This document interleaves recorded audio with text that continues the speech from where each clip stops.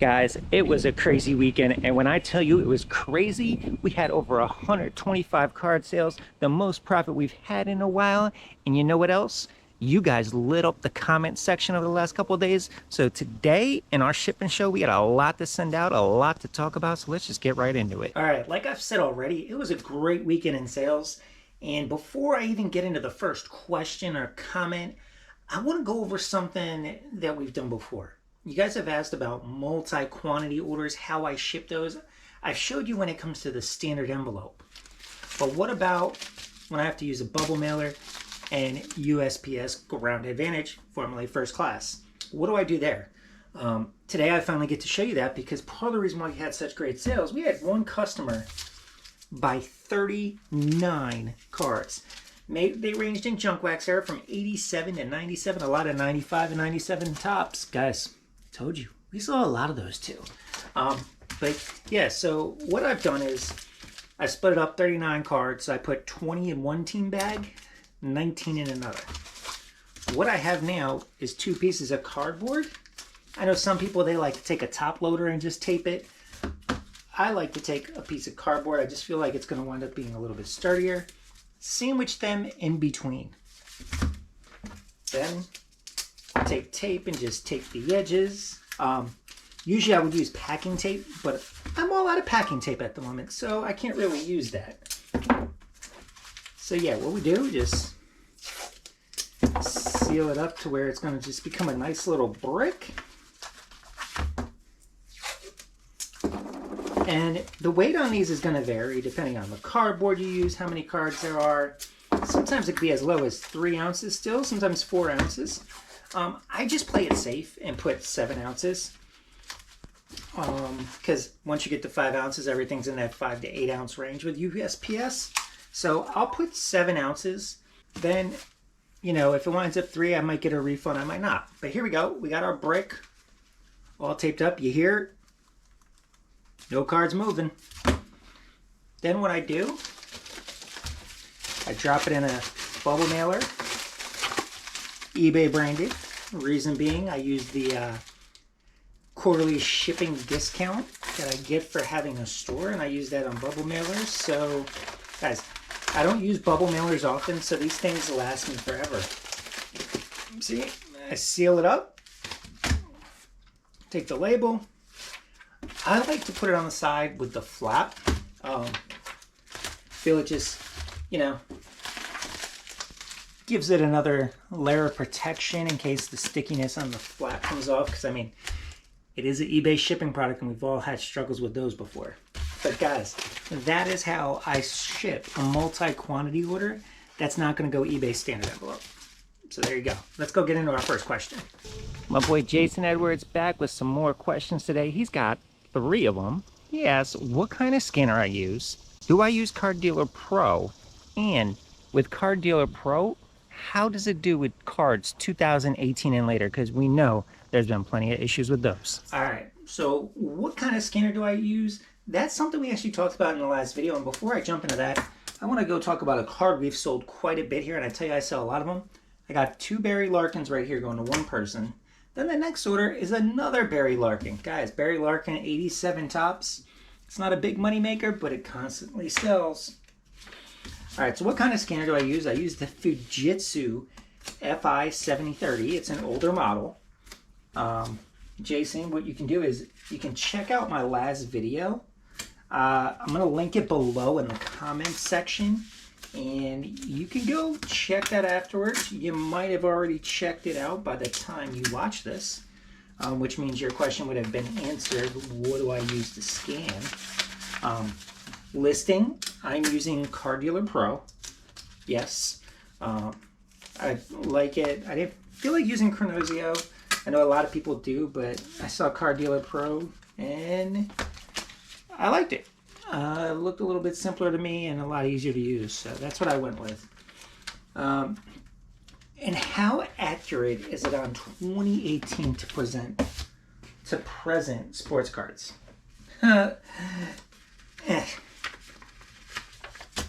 Good question. It's very hit or miss.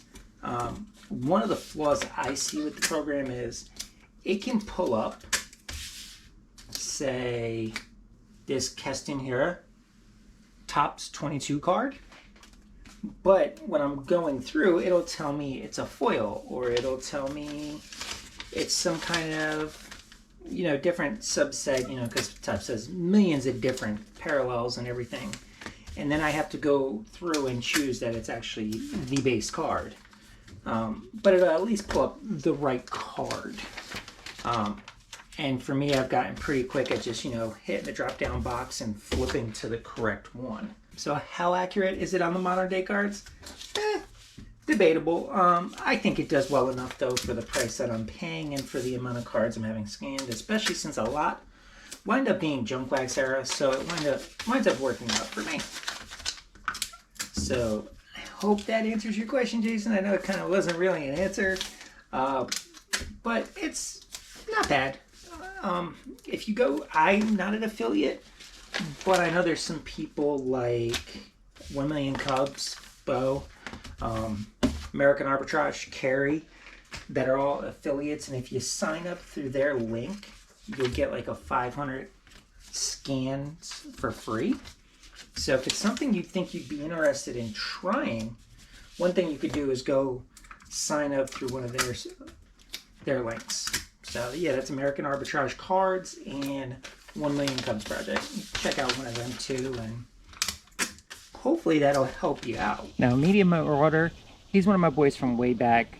We've been following each other here on YouTube for a couple years now. He was a full-time sports card seller, then started adding in video games and everything else. Then he went back to sports cards, and the reason, he loves how much space it takes. That is one of the things I like about sports cards, is the amount of space it takes up. It's very small. When I was doing everything, most of my garage was filled with product that was listed or product that was unlisted, and a ton of shipping supplies. Now that I am, just doing sports cards, I take a small little space in the hallway. And that's it. I still have a ton of stuff in the garage from when I did sell everything and supply-wise, but overall, it does. It takes up very little space. But I do miss the profits I had being an everything seller. TJ's got a good question today, and it's kind of a hard one to answer. And the reason is, it's going to be different for everybody else. But he asks, at what listing number did I start to see consistent sales in the volume game? He's trying to get into it, and he wants to know when he should start expecting to see those sales come in on the daily. So when did I start seeing consistent sales as a volume card seller? All depends on what you mean by consistent. If it's consistently good or just making sales. Big difference. I would say it's probably been a few months since I've had a day without sales. But I've had a lot of days where, I've sold less than $10 worth of cards. Most days,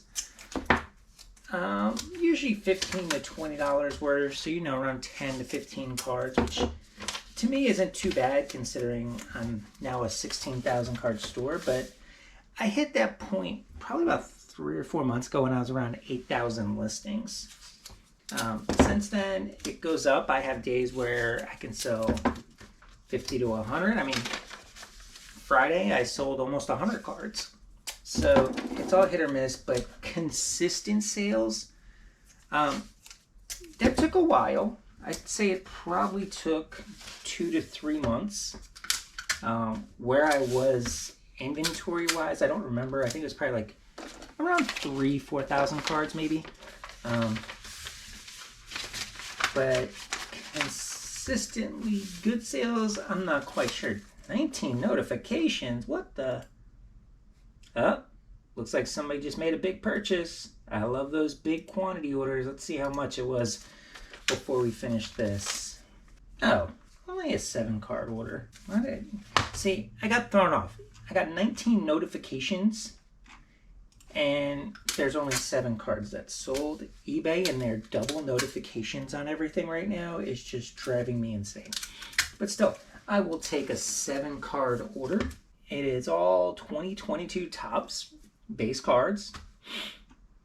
And let's see, the order total is $577 because there was a coupon.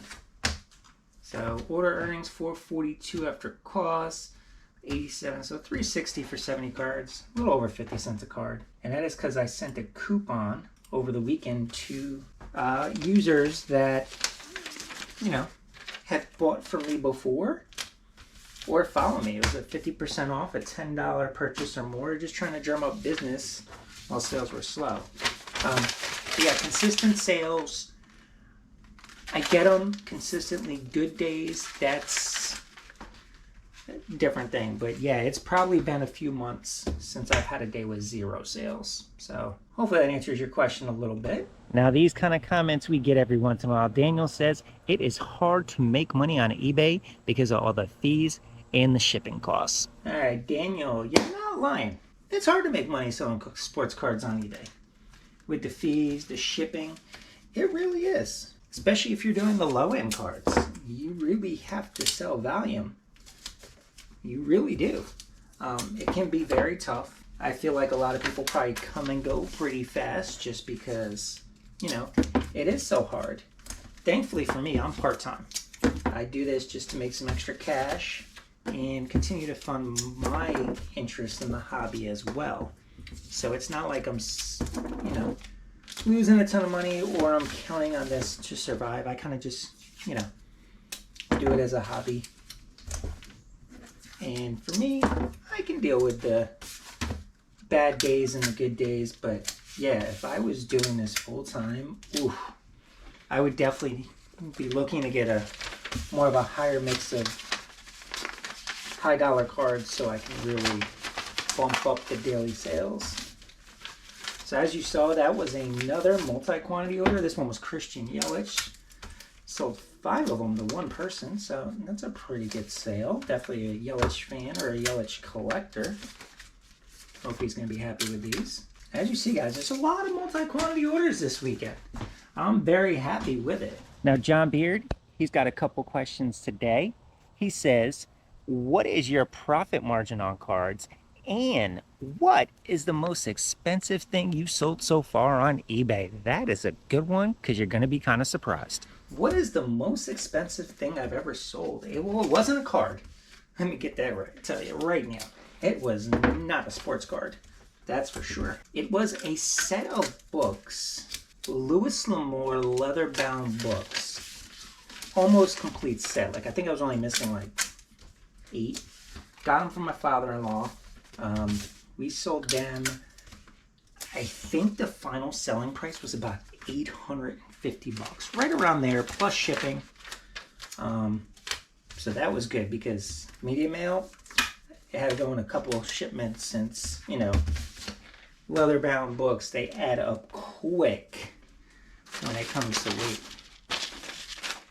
But yeah, we did about $850 on that. Profit margin, usually for your cards. Okay, let me take a look at that. I recently just raised my price. I'm now at $160 versus $150 per card. And that was to offset the increase in promoted fees that you have to pay now just to make sales. And of course, the standard envelope increase. Bring up my spreadsheet here. All right, if we have a $1.60 card that has no promoted fee, I will make 48 cents from eBay, and then you subtract out your top loader, your label, your envelope. So that usually winds up, that cost for the top loader, penny sleeve, envelope, and label, probably around 10 to 15 cents, depending on what I'm getting things for at the time. So say high end 15 cents off of 48 would be 33 cents for a single order of a $1.60 card. Now if you had in promotion, that could be anywhere from 10 to 15 cents depending on whatever rate I am at the time. And then you would subtract that off of that. So if it's promoted, usually probably about 25 cents a card, 25 to 32, 33. it looks like. Yeah. Yeah, looks like right around 30 cents actually, $1.60 cards promoted. And then you take off the other fees, like the label, the top loader. So when there's promoted ads, it's not really worth it. It comes down to 15 cents. I mean, at least it's a profit, and you think about it. See, I wasn't supposed to do that. Over here talking and forgetting what I'm doing. This had 4 card savers that were supposed to be part of this order. And I only put 2. Alright, so it goes again with what I've said, where your multi-quantity orders is what you want. 1 Million Cubs Bo says it best. Like, when you're doing the volume game, you're not in it to sell the $1.50 or $1.60 card. You're not. You're trying to get that buyer who wants multiple cards, because then if they buy multiple cards, the ROI shoots up. That 40 card order of mainly 87 and 97 tops, a 39 card order, those cards wound up going for about 90 cents a card, because your eBay fee drops, if there's promoted, you might not have promoted fee on every card, and you're using a lot less supplies.